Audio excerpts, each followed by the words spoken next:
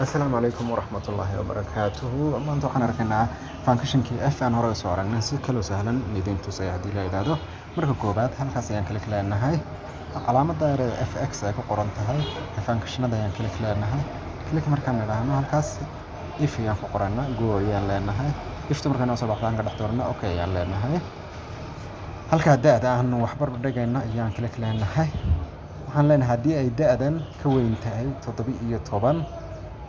ay sax tahay ama true tahay qof weyn ee iga dhig ayaan leenahay qof weyn ee halka ku qoraynaa hadday da'du ka yartahay 17 ay false tahay ka yartahay 17 qof yar nooga qor ayaan leenahay okay ayaan leenahay markuu noo shaqeeyo calaamadaas ayaan hoos soo jiidaynaa wakaas 17 jirkaas qof yar iyo nooga dhigay maadaama 17 wixii ka weyn qof yar nooga dhigaa ka weyn qof weyn nooga dhigaan dhahnay